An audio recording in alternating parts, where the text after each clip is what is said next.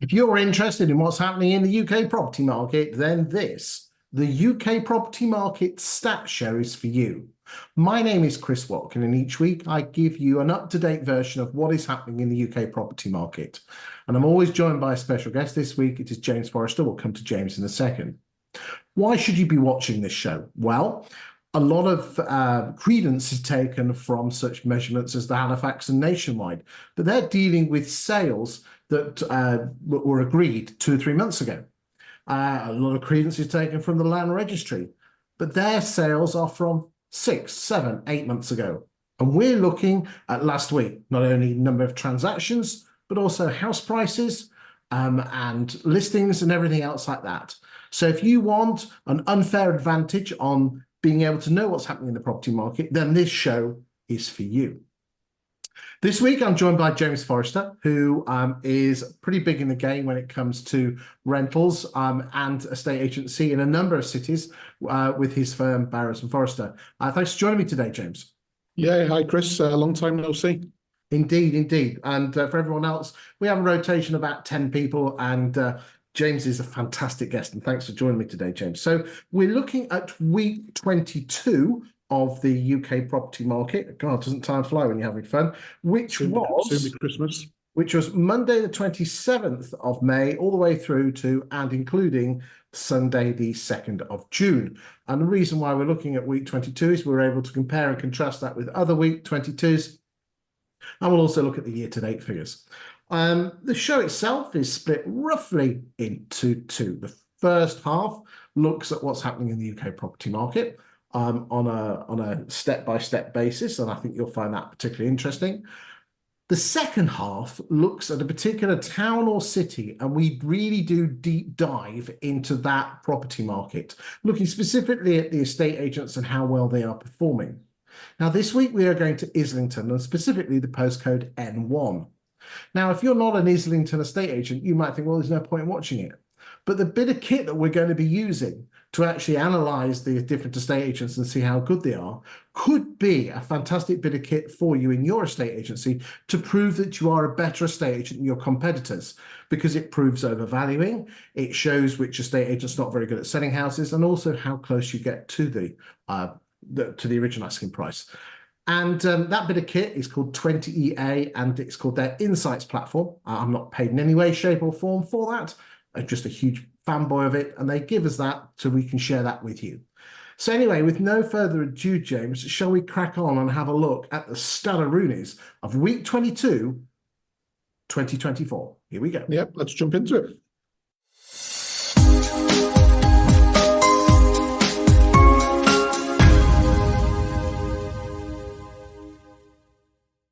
So, as always, ladies and gentlemen, we'll start with the listings, and James will then give his wonderful insight. Got to remember this week that it was a bank holiday week, so the numbers themselves are a little bit lower. So this week we were on 31,000 listings, and if we just show that, the white line itself is the number of listings this week. And as you can see here, that particular drop here was the first May bank holiday, and this drop here is the Easter bank holiday. Now, these dips always, the bank holiday ones always dip simply because of the week that they're fixed. But Easter obviously changes with regard to the seasons, so you can see why the dips do that. So, normally, just give you an idea. Last week we were on 39,000 listings. The week before 39,000. The week before 32. The week before that, 41, 39. So as I explained in last week's show, the listings will be low, was going to be lower, and there's absolutely no surprises this week. With regard to the listings themselves, we're on 776,000, which is 9.6% further on than where we were in 2023, and 8% further on than the average of 17, 18, and 19, which were more, if there is such a thing, normal years. Okay, James, scores on the doors. What's your thoughts with listings?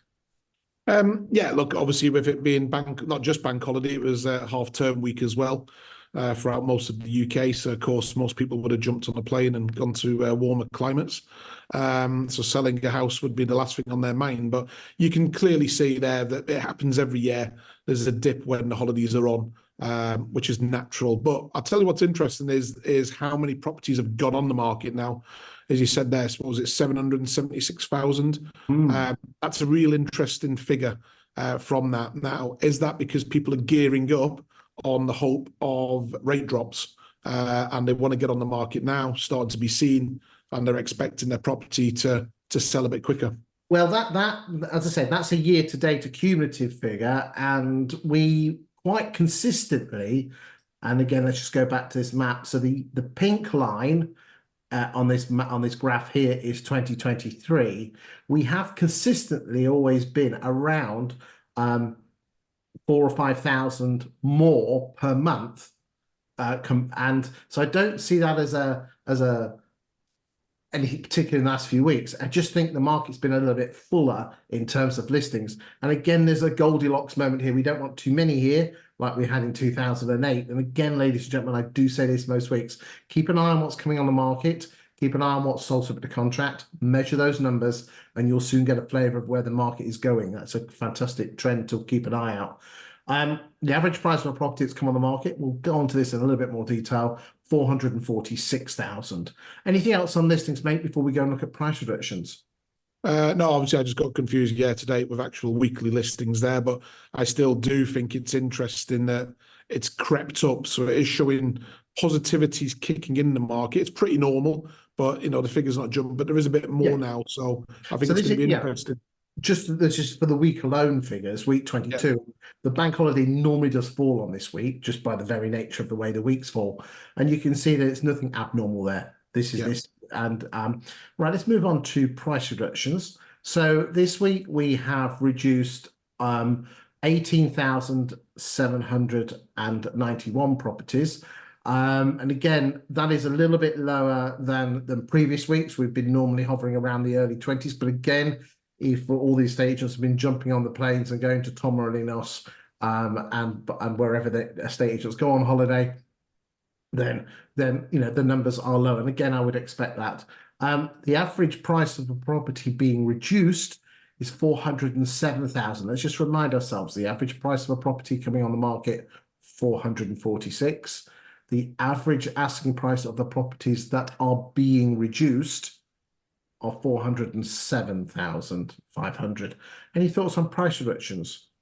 Look, I think it's the old saying, isn't it, as we all know, that if you're going to list the property at the right price within what's in the market, then you will see it sold. If you are overvaluing, or dare I say it, just going off what the customer would like, then that price reduction is going to happen. And people are getting savvier and savvier watching this now. So, I'm a big believer that you have to value right and you have to stand your ground. If somebody wants something 30, 40,000 pounds more because they believe it's better, then they need to demonstrate why it's better compared to other properties in the marketplace. But James, if you don't mind me saying, that's very, very easy to say when you're not hitting your targets and you need the listings. What would you reply to that?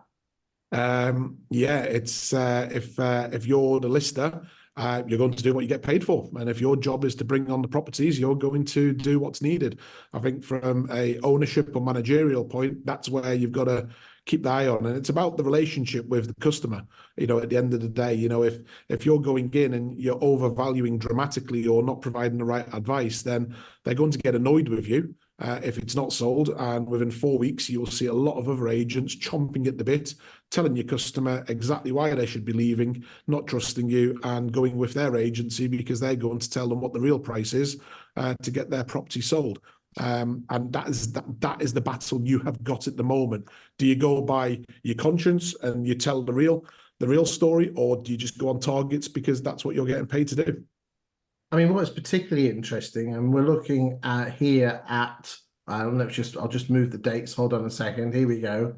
So we'll just wait for the numbers to kick in. So for every property that's left, so this is Q2. So that's the 1st of April, 2024, all the way through to the 4th of June, which is what we're filming this on today. So we're looking at all of April, all of May, and a little bit of June. What is particularly interesting is, and again, I know you know this, but for the viewers that don't know this, a property can only leave an estate agent if she either exchanges or she withdraws. And what is particularly interesting is that in those 2 months and a week, there's been 216,000 properties that have left estate agents' books. However, only 51.6 or 111,000 of those properties have exchanged contracts, which means that there's only 104,000 properties that estate agents haven't been paid on. I mean, that's atrocious, isn't it? It's like the flip of a coin, when we take a listing on whether we're going to get paid on it or not. What's your thoughts on that? Yeah, look, I think it's this, we've had conversations on this many a times, and I'm quite outspoken about it, that we are one of the last industries now that we only get paid once the job is completely finished. And to be honest, it's unsustainable. On them sort of figures alone, many estate agents will go out of business, unfortunately, because they just can't handle the upfront cash that you need to provide all the marketing, your staff wages, NI, et cetera, to keep going if you're not getting paid quick enough and getting paid right for the job that you're doing. I'm also a big believer on that fees need to be increased, on this. But of course, a lot of people don't want to pay the fees. So we are in a difficult world. But I think something's got to be done. Something's got to be changed. It's why are we losing so many? Is it because the agent simply hasn't done their job? Have they overvalued and the trust is broken? Is it the case that people's thoughts have changed at the moment to say, look, we're going to wait? Especially if we're looking at the week to week, we're now in general election season that's been called earlier than we all expected. So some people will naturally now decide to go, hey, I'm just going to wait until I see what the result is, and then I may look at it. Okay, but there's only probably about 8 or 9 days in that figures. I mean, that figure in London is 38.5, which means that if you put a property on the market in London, you have just over a 1 in 3 chance of actually getting paid on it. And it's not attractive, is it? It's not attractive, and some people say, why is that the case? And I think it's a number of reasons. I think the first one is this. I mean, what is particularly interesting is this: is that the average wage of a negotiator in the UK is about 80p more per hour than the minimum wage. Okay, I know you got commission on top, but at the end of the day, if you roll the clock back to the late 80s, you were being paid double what the normal, that someone stacking shelves. If you only pay average wages, you are only going to get average results. Okay, and if you're only being paid in 1 in 3 houses, that ain't very good. Now, what's that down to? It shocks me, James, and I know you know this, you agree with me on this one, that okay, taking aside the big agents, probably the top 50, they should have their own independent, their own training departments. There's only 10 or 11 estate agency trainers to go around 14,500 estate agency firms. So why are we not training? Why are we not developing our teams, giving them the skills to prove that they are worth the fee? Because if I had £1 for every time some agent said, well, I went on a so-and-so course, I'll come back and I took my fee from 0.75 to 1.5, honestly, I don't do training. There's plenty of other people, well, there's only 10 that do it, but it's a lack of training, it's a lack of development. The fees have been coming down because we've not been developing our teams, which means there's less money, which means we've got less money to train and develop our team. We've got a certain mindset of an awful lot of valuers out there where they get their kicks and their dopamine from the listing and not necessarily the sale. We've got valuers who can't be bothered to manage their own stock because they'll leave it to the negs, but the negs don't know how to get prices down. I'm sorry, I come to it. I'm a firm believer that if you put the house on the market, you do the viewings, you do the vendor management, you take the negotiations, and you take it all the way through. And it's beyond fact. It's concrete, and percentages will scare you, James. If you have one person that takes it from listing all the way through to completion with sales, with everything there, the percentage of properties that you get paid on just goes through the roof. If you look at the agents that do that, it is miles. So anyway, I'm going to get off my soapbox. I don't know that. What's your thoughts, mate? Yeah, look, I agree. You know, you should, if you list the property, you should be the one-to-one contact until the job's done at the very end. I just think that if you took all the big companies out, and look, this is going to come across one way or the other. I think the independents struggle more and more because it'll be a cash flow issue. You're being reactive rather than being proactive to get trading in because you're chasing your tail. And one thing that's we've not discussed, which is, I absolutely hate, is how long it takes to get to completion. We're Oh, now averaging 5-6 months. It's a long time in the industry to wait to get paid. 5-6 months from a house sale, and keeping staff motivated for that long is very difficult. So I do agree you need the training. There's plenty out there. I think you can also look at away from the industry and look at it differently and just look at pure sales trainers. But I think chasing, it's the chasing that is where you're earning your money. Getting the sale, maybe getting a price reduction, you can prove that easily with stats. It's once you lock in the sale, it's keeping it together, especially if you're in a chain. And unfortunately, in the UK, we still have our full rules where you can buy sole subject to contract and we'll sell yours. But if one thing goes wrong with that chain, you're risking a load of money because it'll all collapse. And I think something needs to change in the industry. And unfortunately, that's not this call, and it's going to take a lot longer well, to do it. But I'm a big believer of licensing. If you license all agents, fees will go up because it'll show very differently. And I think that will save a lot of issue in the long term. I did a webinar with the ICG, and if anyone wants to go to it, it's called the ICG Approved. That's the Google that. And if you go to their events, there's a free webinar that I did at the back end of May. And what was particularly interesting is that we talked about reservation agreements where the fall through rates go from an average of 24% down to single figures. And I'm an absolutely massive fan. And the problem there is that the valuers don't get it. You need to get buy-in by the valuers, and if you do that, your fall through rates will will drop through the roof. And also, look, if you're going to buy a new development, if it's one of the major house builders, whatever, you'll have to pay a reservation fee to secure it. You'll also typically have to be sole subject to contract if you're not a first-time buyer, or your mortgage is in place.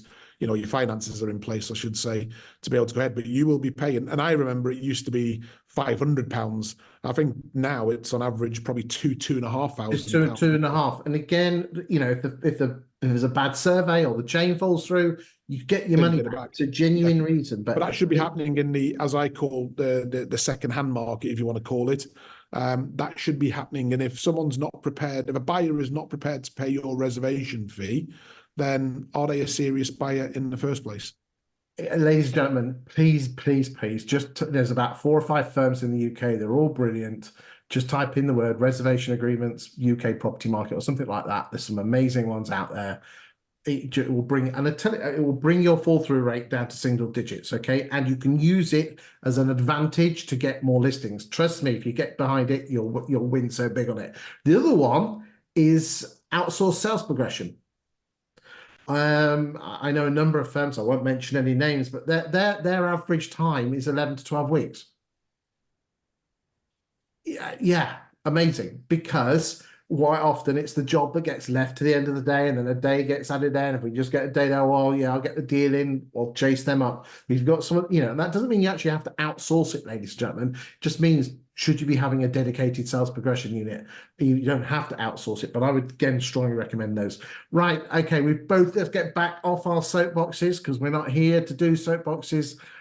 James, we're here back to look at the Stadarunis, and we're now back with the sales. This week we have sold 23. Hold on, there we go. Sorry, hold on. This week we have sold 23,300. Can you see the graph, by the way? I just want to check. Yeah, I can see the graph. So this week was 23,000. Last week it was 20. Let's just go and look at the week figure. 27 the week before that, 27 the week before that, 23. Again, Easter, bank holiday early, May, bank holiday, May late. Okay, so those doom-mongers amongst you, if you just want to take this in isolation, yes, the number of property sales is down by 20% because of a bank holiday. There you go, nothing scary there. Gross sales year to date, 535,000, which is 10.1% further on than 2023 and 7.3% further on than the average of 17, 18 and 19. Not bad, is it? It's all right. Normal time of year. It's obviously, look, as agents, everyone will know. Everyone gears up for spring. That's the busy season. You know, Yep. really, when we start to see the increased gardens look good, people are in a good mood. The sun, well, as we're filming this, the sun is out, so we can certainly say when it is out, it does help. But people are normally in a much better frame Yep. of mind coming into spring and summer, and this is where, yes, it's down because of bank holiday and it's half-term holidays, so we It is. expect that. But overall, Yeah. it's okay. Yeah, I mean, and I would, that's the sort of number we were expecting before the general election was announced. Only time will tell next week what, when the figures come through, and I tend to get them on a Monday or a Tuesday, and we film this tends to be on a Wednesday. So only time will tell. But anecdotal evidence from what I'm talking to agents around the country with my daytime job, because this is just a hobby of mine, ladies and gentlemen. My daytime job is it's just business as usual. Okay. The only issue with general elections is if there's uncertainty. As I said, we're filming this on Wednesday, the 5th of June, and I don't think anything so far is creating uncertainty. Yeah, and I think it's good to point out for people who are watching this thinking, well, hang on a minute, that's not happening in my area. Of course, from these stats, you then dissect them into your local stats because what may sell in one area will not sell in another. And this is where it all comes down into your individual patches of exactly, if you notice a trend that only 2-3 bedrooms are selling, then you need to adapt your stock to 2 and 3 beds. Don't go after 4 or 5 bedrooms if they're simply not moving in the market. You are so right there, James. And what is particularly interesting is I was talking to an agent last week, and they said that things the market had dropped, but if we actually looked at the stats for the town, we'd actually realise that actually they were just going through a little bit of a not particularly brilliant patch in terms of the number of houses that were selling, and other agents were selling. But that might have hurt pride slightly, but actually made them realise that the market was okay. And that's why this is the power of data is so important, ladies and gentlemen. Remember, 36% of 10,000 homeowners that were interviewed last year by the Property Academy said that they chose their estate agent based on that agent's local property market knowledge. So it absolutely scares me. Do you actually know in your town the number of house sales that have taken place in the last 12 months, in the last month, and how you can obviously you want to compare and contrast yourself with your competitors, but surely by knowing what's actually happening in the market, you can give great advice. And James, if you don't mind me saying, absolutely sublime advice there is this: there isn't just one market. Terrace, semis, flats, detached, 1 beds, 2 beds, 3 beds. See what's moving, and then you should know.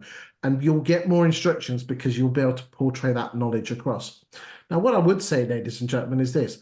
These graphs here are all available to download free of charge.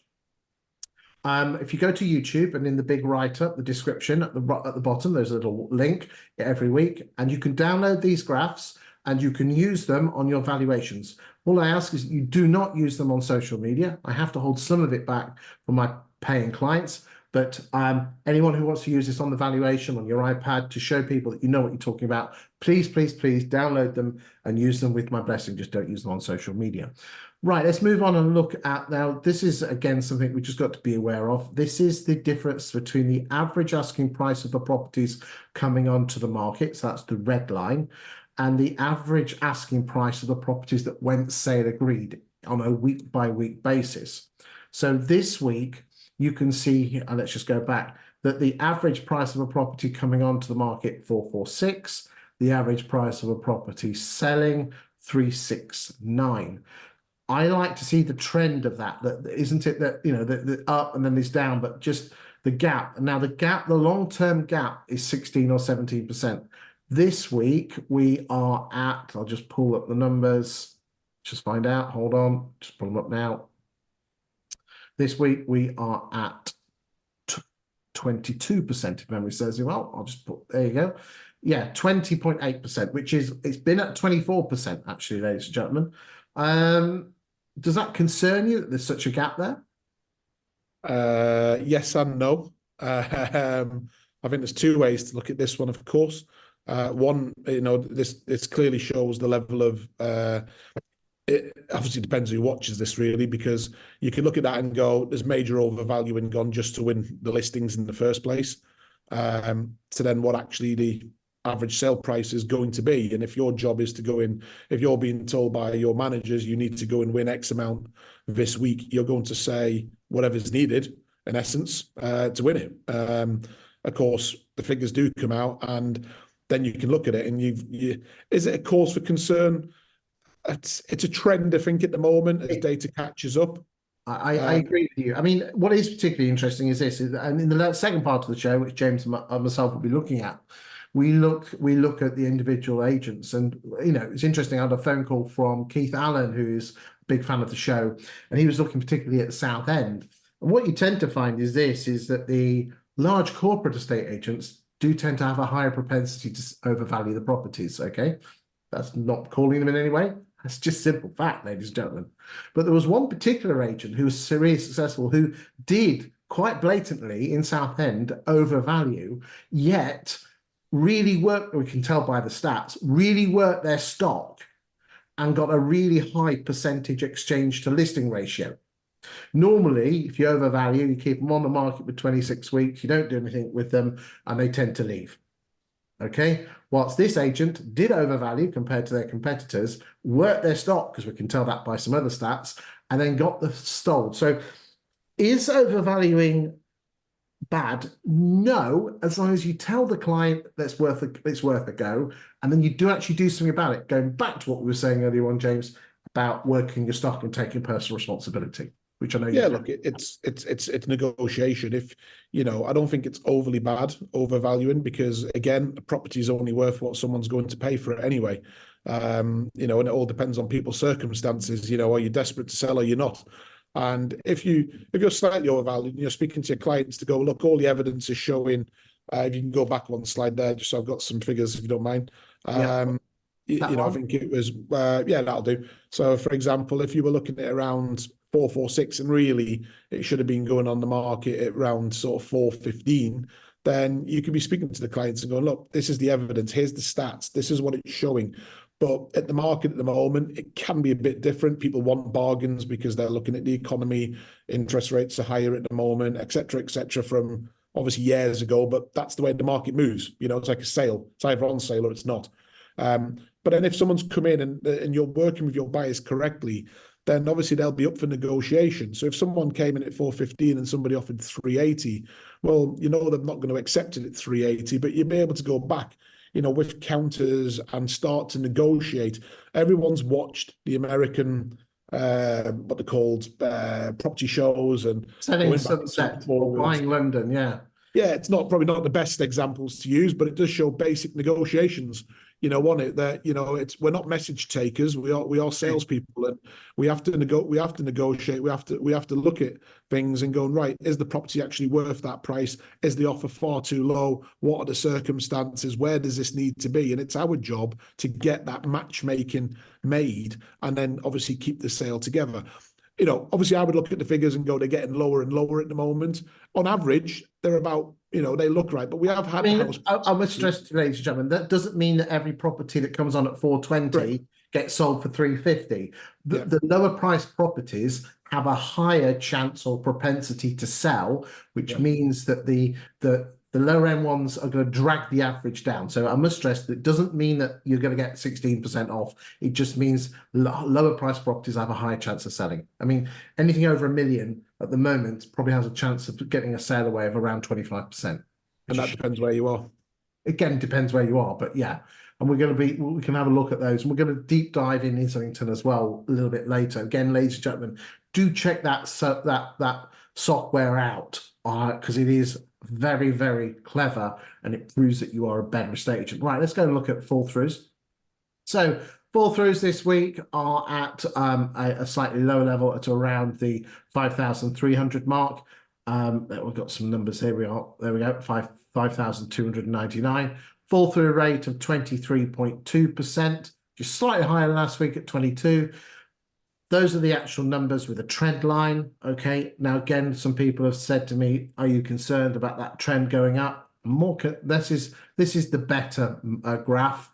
It's the percentage. If you've got more sales coming through, you're going to have more fall throughs. So the percentage, the fall through rate, is the number of fall throughs that week expressed as a percentage of the number of gross sales this week. As I said, it's around the 23% mark. And again, just for those of you who've not watched the show before, that was a certain.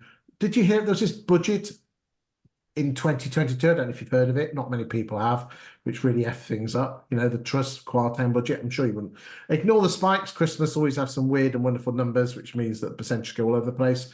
We were around the 20 or 21% in the spring and early summer of 23.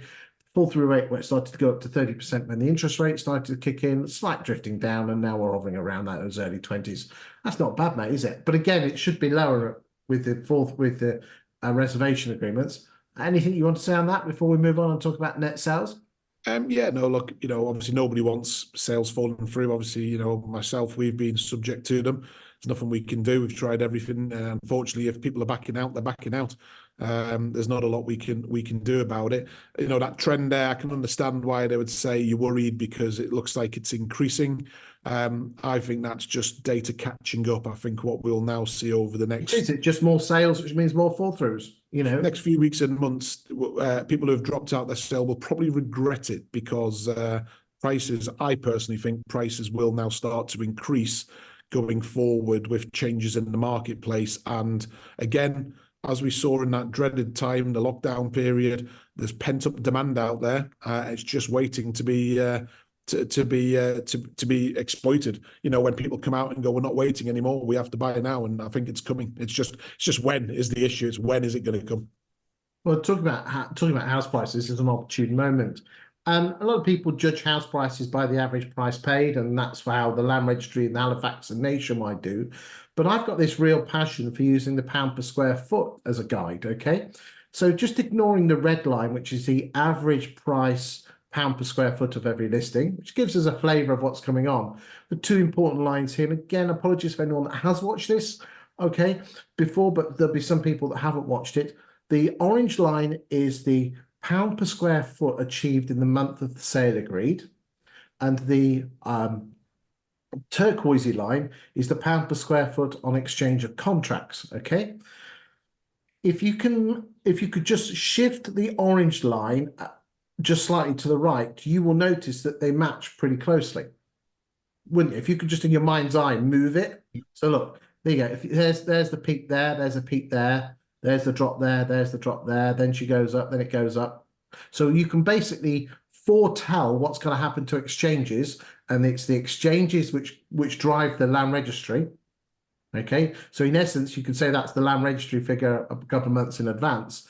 The bottom line is this: by tracking the orange line, we can foretell, because we've matched it, we can foretell what the Land Registry is going to do 5 or 6 months in advance with an accuracy rate of 92%. And the bottom line is this, ladies and gentlemen: house prices on the Land Registry will be approximately 4 or 5% higher at the end of autumn than they are today, because that matches and has done since 2019. House prices. So James, you are, without knowing, you are a mind reader. House prices are rising. Anyway, it's all getting a bit heavy. Let's get back to net sales. Okay, it's dropped down, hasn't it? It's going to, isn't it? Because again, gross sales are down. Number of fall throughs about the same. But again, people on holiday. Yeah, people on holiday. Let's just remind ourselves. We're on 418,624, which is 11.3% higher on than last year at 376. And as I said, 10.49% further on than the average of 17, 18 or 19. And again, just remind ourselves, 17,900, I mean, come on, it's not bad compared when you consider 2021, which was a crazy year. We're not far off there, mate, are we? We'll be chuffed with that. We're not, and I think it's just showing confidence in the marketplace. Of course, the stock levels are okay. They could be better, of course. Everyone's going to say that if you were going to go to sleep with a worry at night, it's stock levels, and it's having the right stock again on that point. But overall, it's not bad. It's just about how you adapt to make sure you're taking the biggest chunk out of it. Indeed. Now, this is the stock. The yellow lines in terms of stock, which is properties available for sale, are the yellow lines are the end of April. So I have subsequently received the numbers for the end of May, but I haven't had time to get them into the graph. So, ladies and gentlemen, we'll see that next week, and we'll see where the stock numbers are. So I'm expecting it to probably be around 680, 690. But as I said, I haven't had a look. I've just received the email that's come through. But again, it's important to judge the stock levels and where you are in the marketplace, because if the stock, just to give you an idea, 1.4 million houses were on the market in 2008 at this time. So it's, don't be worried that we've had an uplift of 50% of stock. Let's compare and contrast to when it was, because it's classic demand and supply. Too much supply, not enough demand. That's what caused house prices to drop. What caused people to put their houses on the market? They had high mortgages. But again, one of the things that saved this market was the what's called the MMR, the Mortgage Market Review in 2014. And again, that's why we haven't had all the doom mongers been flying around saying, "Whoa, end of the world." No, ladies and gentlemen, is that the Bank of England did something really, really well, and we stress tested. And yes, it's hard work for a lot of people, but we haven't had a dumping of houses on the market because of interest rates. So well done, Bank of England. Anything else on this before we go to Islington, mate? No, let's go to Islington. Okay, here we go.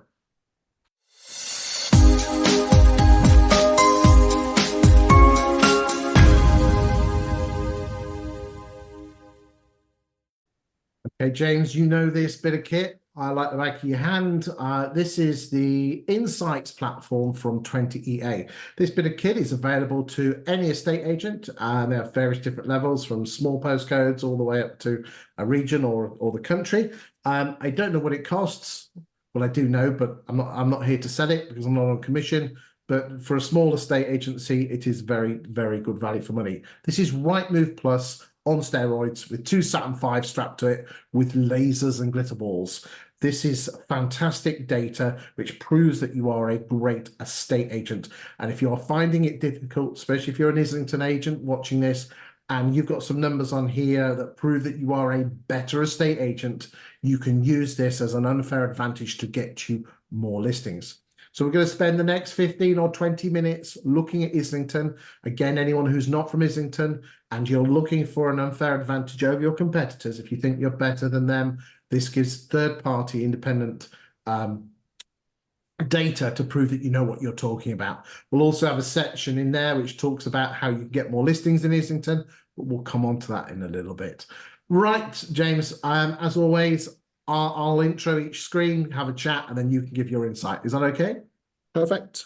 So, as for the purposes of this, we are using the N1 postcode. I know Islington does go a little bit of creeping out there, and I know a few of the areas do creep into N1, but we're just treating it N1 and we're calling it Islington. Okay, the data itself, can you see it on the? You can see it on the screen, can't you? Yep. So you can. Good stuff. So we are looking at, and again, anyone that's watching this on a mobile phone, stop now and go and watch it on a big screen. Okay, it's really important because there's so much data on here. It is scarily unbelievable. So we are looking at, firstly, the market share for new listings going back to the January 2019. So let us have a look at each agent and see how each one performs. There's been 11,646 properties that have come onto the market in Islington in the last 5 and a bit years. So, and this is the number of new listings that have taken place. And you can see, you can have a look at that, and it just gives you a flavor. We'll just have a quick look. There you go. Just shows you the different months and how many houses that have come onto the market. And again, you can use this data in your marketing, because do remember, ladies and gentlemen, 36% of homeowners, as in 3,600 vendors, when interviewed by the Property Academy for their best agent guide, so it's 36%, as in 3,600 of 10,000 vendors, said they chose their agent based on their local property market knowledge.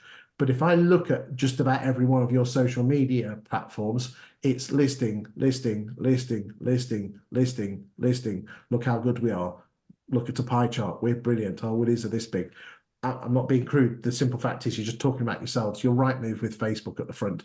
No, you're not proving you know your market knowledge. You have to be the guru of your market. And you do that by talking about it. Right, here we go. So average price in the last 5 and a bit years, 897. This will give a flavour of who is top end agent. So here we go. Let's go and look at Chesterton's. Okay, so they looks like they're just treading water around that 10% mark. Let's go and look at Savills. Looks like their market share dropped in 2019 and has been hovering around that 8 or 9% mark. Let's go look at Foxtons. Now, Foxtons generally in London have really pulled their socks up in the last 18 months with regard to their listings. So I can quite see here that we had a good 2023, but it's going in the right direction. Must have just had a bad couple of months in 2024, but you were going in an upward direction. So I'm not sure what's happened there. Let's go and look at Dexter's. Again, between 5 and, that's been around that 6% mark. So in that, and again, just there's no growth there. We're going to look at Hamptons. Winkworths, looks like they've had a good, but again, it's only the 4th, so let's just take that with a slight pinch of salt. Okay, let's go and look at Kinleys. Again, generally, there doesn't seem to be anyone growing here. They're just like everyone's in their lane here, James, isn't it? Yeah, I'd say all alike, to be honest. We will look at the upper quartile in a second, ladies and gentlemen, but Knight Frank, Felicity Lord, Sterling Ackroyd, PB. Again, I would expect that is, ladies and gentlemen, Purple Bricks generally in the UK, I've seen constant growth on their market share for the last 5 or 6 months. So just be aware of that. Keep an eye on them. Okay, JLL.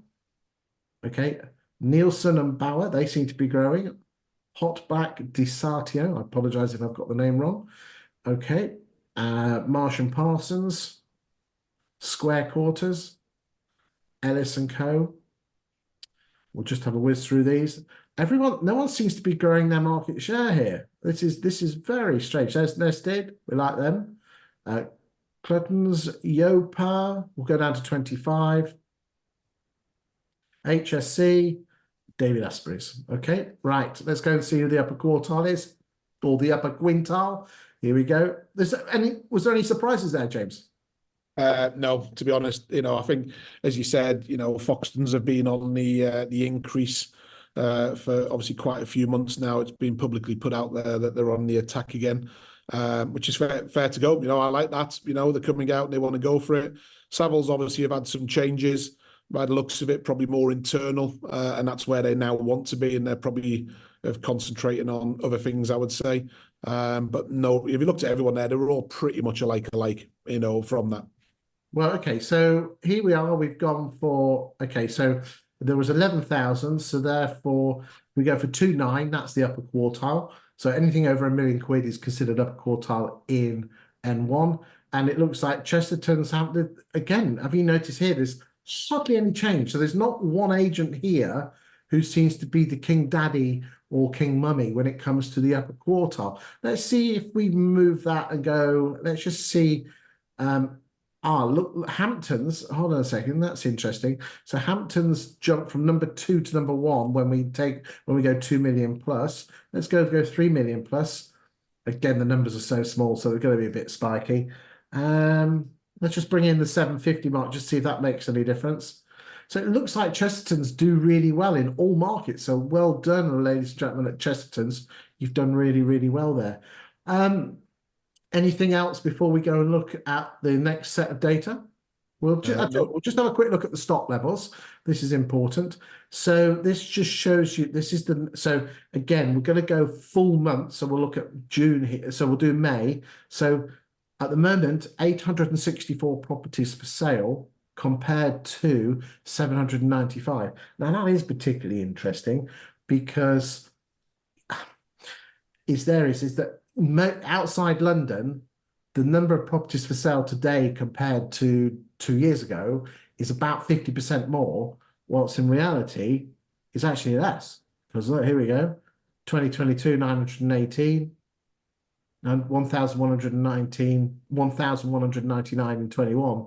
And now, as I said, only in May. So London is a law to itself when it comes to the property market. Especially in different months. August, September is really weird for London. But that's just showing you that London is contracting in terms of the number of properties for sale, which can only be good for house prices if we're not overstocked. Right. Can we just go back and just go between 400,000 to 750? On the listings or the stock? Yeah, on the listings. On listings. Okay, then. Let's go just to see if it makes any difference, because that's where a good bulk of them are. So there's a change. There's Foxtons. Yeah. And then go one more, 600 to 700. So there you go. That's the Foxtons attack. So Chestertons are doing really well. You know, they are definitely pretty much across the board number one within this area. But you can just see there where what we were talking about earlier about looking at what's selling to start attacking in that area. And it certainly looks that's what Foxtons have started to do. It looks like they've decided to not ditch the really expensive stuff, but not concentrated on it as much at the moment and go for the lower valued stock, which is obviously, I presume, if we did it, it's probably shifting a bit quicker. Okay, well, this is particularly interesting. So I've been looking at doing some London stats for the whole of London. And so this is the last 2 years, right? 33% of one-bedroom homes that went on the market in London, the agent got paid on. 41% of two bedrooms, the agents got paid on. 49.5% of three beds, and 49.5 of three beds, and 45% of what are four beds. So the sweet spot for London is three-bedroom homes. Yeah. The thing is, though, and again, I'm just now looking at the big four of London, is that Foxtons are very heavy and focusing on the smaller one beds. 1 in 3, one in 3 of Foxtons exchanges are one bedrooms. But Dexter's and Winkworth's are 1 in 5, and Kinley's are 1 in 6. And, just under half, 43% of Winkworth's and KFH's homes are 3-bedroom or more properties. So this is an open question. Foxtons tend to focus on the lower end of the 1 beds and 2 beds, whilst Winkworth's tend to focus and Kinley's tend to focus more on the middle to upper market, and they tend to sell more. That's, again, as James rightly said earlier on, you've got to look at your marketplace and you've got to say, yeah, we could get the dopamine hit of a listing, but are we going to sell and get paid on it? And it might be. Of course, the other way to look at it, which some agents I'm sure watching this will be definitely saying, is gone. But if you go for lower, you'll sell, you'll have a higher dropout rate, but of course you might actually earn just as much commission. Well, just opinions here, ladies and gentlemen. Yeah. There's all different ways to look at it. There's always different ways to look at it. Okay, here we go. So we'll move the date here. Okay, so this is important. So we'll just move this to June. Here we go. Right then. Ladies and gentlemen, there is a huge amount of data here. James, I want you to look at fall throughs and price changes. I'll come to you in a second on that. Okay. So every agent will, because let's be honest, that's what agents are like. They like to measure their willies, is that they're looking at their new instructions and new instruction market share. This is for the last year, and they're looking at their sale agreed numbers and their, and that's the magic, But the real true magic here, ladies and gentlemen, are these 4 columns here: exchanged and withdrawn. Okay, as I said earlier on in the show, a property will only leave an estate agent's book if she either exchanges or she withdraws. So therefore, you only get paid on the exchanges. So you want the greater the percentage of exchanges compared to withdrawals, the greater you're going to get paid, and the better the chance. Well, the client is going to be moved to their future home.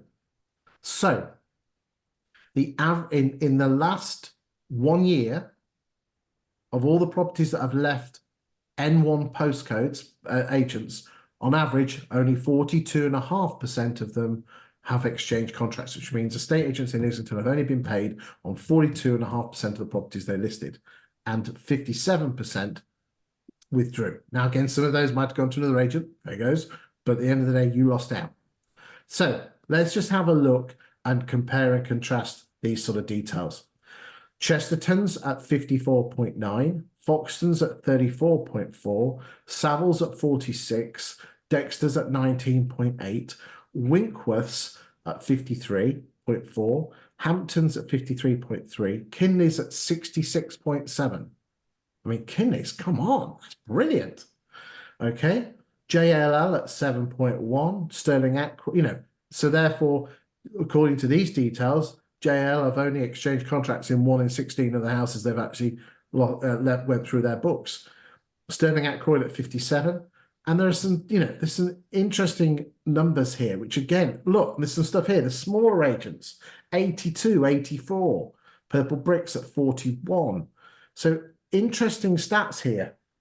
And it gives you a flavour. So if you're on the doorstep and you're saying, Mrs. Miggins, I'm a better estate agent, this proves it. Just love this. Okay, those are the exchange to withdrawn ratios. Anything that screams at you on the fall throughs and price changes with the agents there? Yeah, look, I think number wise, if you're just doing pure stats, then the top 3, 4, pretty much what I would expect. In regards to that, withdrawals quite, is relatively high at the top, 50, 60%. But as you say, that could be moving agents or anything as well.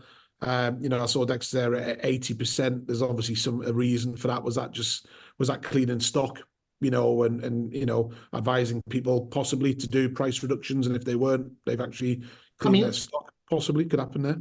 I don't know. I mean, Dexter's does have a funny way of when they put their properties on the portals. A lot of them they don't put solds on, so some of that you do have to temper. And I will just protect Dexter. None of these people are my clients, by the way, but Dexter's are strange with the way they market their properties in terms of the way they're judged and the numbers that get shown on the portals. So some of that might be that. But I think the magic thing here is, ladies and gentlemen, is that this data is independent third party, and why are you not using it to your advantage when you're out on the doorstep? Because it's cutthroat out there. You need everything in your arsenal to get more listings. And again, this details here. So I think the fall through rates, look, they're all similar, aren't they? Really between 40 and 50%. This is really low. This is really low for London. This is so well done. Every agent in Islington's looking really good on their fall through rates. My concern is this: that you only have almost a 4 out of 10 chance of getting the house sold. It's not good. I think the key one probably is the price changed. I said if you look at their, obviously, 50, 70%, some of them are quite high, on that. But again, that's, it's our job to move with market conditions, and, it's an asset, people have got to, I know a lot of homeowners in England, especially, get very emotionally attached to their houses. I'm a big believer that, look, it is an asset. You've got to move with the market and the right times. And I think if you're looking at that, from, June to 24, I would say it's been okay, yeah, but it has been tough for agents out there, and they are having to now earn their money. So I think it's interesting. It's a tough area. If you look at the battle, you've definitely got competition. There's not a clear winner that can take the foot off their gas. Every agent there is pretty much having to work for their money. I think one of the key ones that you showed earlier was one of the smaller agents, at 80% exchanges. Of course, that's amazing and that's great. The difference is, of course, you still need stock levels as well high enough to make sure that you can keep on pushing through for marketing and other incentives that you may need to put in. The upper quartile, so anything that's over £1 million, and all of a sudden it changes completely. And we can see here that the exchange Hamptons seem to be the Dalios when it comes to the upper quartile. They might not be the biggest, but they get most exchanges through in terms of percentages. So Chesterton's, which were fantastic at the middle market, not so good in the £1 million mark. But again, it just gives you a flavour. There's some decent numbers here. The only way to look at that, though, Chris, they've got double the stock. So actually, if you ran the stats there, if Hampton's caught up, from new instructions to exchange, would that slip down slightly? Who knows? Who knows? So again, this is the great thing about doing the stats. It is an open book. I know, look, now all of a sudden, look, Hamptons are down there. So they obviously specialise. They're really good in the upper quartile. So well done, Hamptons. Okay, let's move on and look at which agent overvalues and which one doesn't. And this particular screen here shows you the number of listings that have come on the market in the last year. Okay, and then the overvaluing percentage. What is that overvaluing percentage? 20EA Computer has looked at every one of your listings and has come up with an automated valuation model figure for that particular, every single one of your listings, and then looked at what you as the agent has put it onto the market. And you'll see here that JLL seem to be overvaluing the most, but isn't it interesting that they have one of the lowest exchange ratios? So there's a connection there. You've got Foxtons at 4.9, Chesterton's at 2.7, Savills at 0.29, Dexter's at 2.75, Winkworth's at 0.3. So interestingly there, that there's quite a range there. So we'll just hold that thought. Let's now move on. What price did you achieve from the original asking price to the price that was noted on the land registry? And therefore, Chesterton's overvalued by 2.07%. The going rate for the whole of is 1.31, which is fine. But the reduction from the original asking 2.77%. So therefore, the net effect will be take one away from the other. Now, a lot of people don't like percentages. So the bottom line is this. If we put on a £950,000 house in Islington, what would each agent get for it? And these are the figures that they would get from it based on how you overvalued and what you got from it. And there's some absolutely very interesting numbers there. Some over 1 million, some below 1 million. And again, you could say, well, AVMs are flawed. Yes, but they're using the same model on all of your Islington properties, so that you're comparing apples with apples. But again, if you were one of the agents with the more success, one of the ones with the highest figures, you could be using this to your advantage. I must stress to you, all the data here, you can watch this, but can you use the data itself? You won't be backed up by 20A unless you actually buy the product off them, but I'm just showing you this and how it compares. I can't stop you taking this out as a YouTube video and showing it on your iPad, but if you use this in your marketing, you're not covered by the data, because you actually have to buy the data from 20A. And again, it's not particularly silly money either, in my humble opinion. And what I would say to you, ladies and gentlemen, is this. Most of the valuers in this top, most of you have, I know your head offices have this data. It's called 20EA, and it's called the Insights platform. They have other platforms.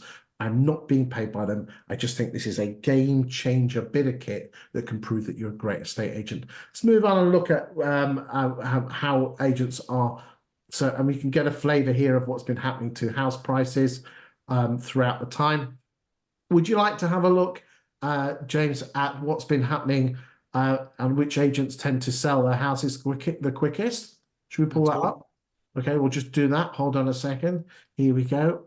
I'll just do that now. Wait, give me a second. Here we go.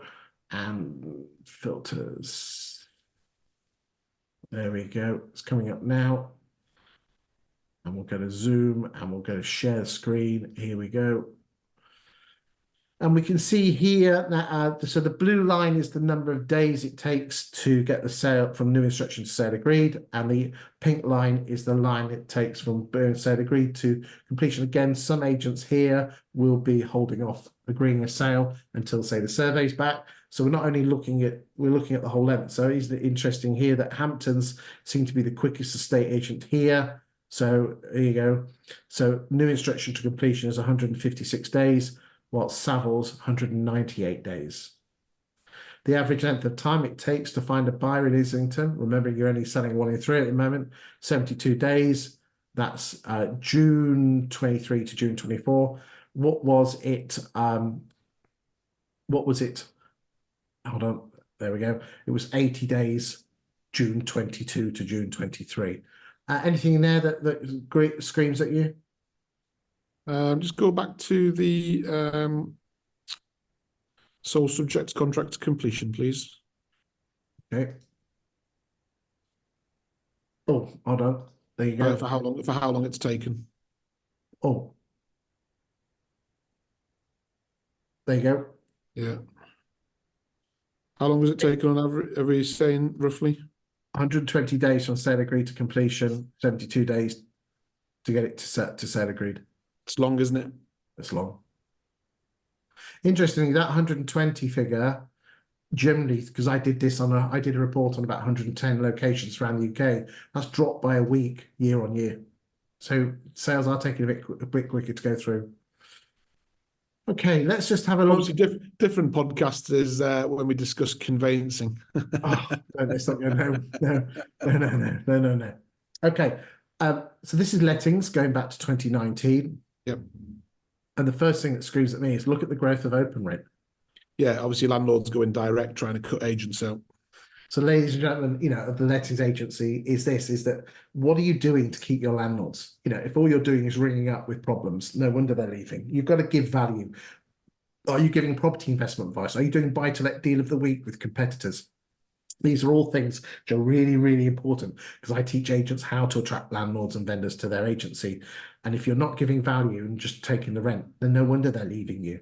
Let's just say, see, There's also an opportunity there as well, is from, are a lot of people going, well, there's two ways to look at it. There's either people that you can try and attract back off there because they didn't realize how difficult it was going to be to let a property, company applications, people who are not qualified, etc., and they don't have the time to deal with it.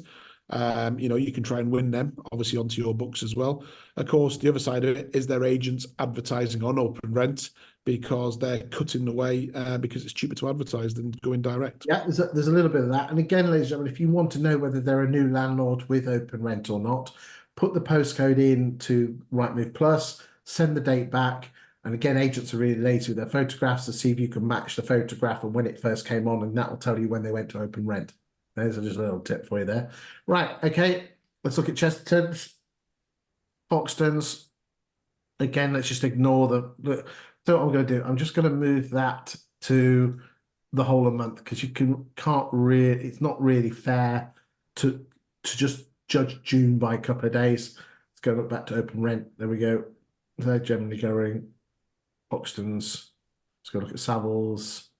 Well, this is from 2029 or 2019. Yeah, this is new instructions. Remember, a lot of these are going to be recycled stock. But again, I think it's just important to give you a flavour of which agents, it's a general tone and direction. Dexter's, no one really seems to be growing. Kinley's, Felicity Lord, they seem to be dropping, not very good. Ellis and Co. Black Cats, where are you? There you go. Hot Black Zatio. Apologies for mispronunciation if I've got that one wrong. Sterling Ackroyd, David Asprey's.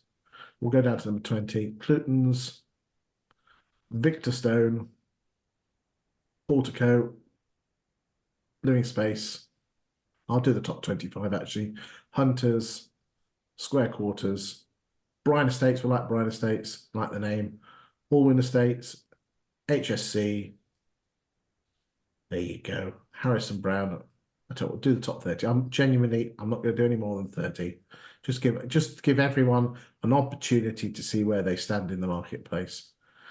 Okay, there you go, James. Final thoughts. Yeah, look, it's holiday week.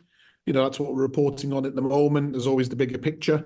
And you're always going to have weeks that are busier than others. It's all about, how you read the data. And as you said, if you're using stats like this, obviously you can really showcase what's actually happening and how you're performing against obviously other agents then to win listings. But I think for me, the difficult time's over. And I think, we'll say it's been average, on all the previous podcasts, it's been pretty normal compared to a normal market.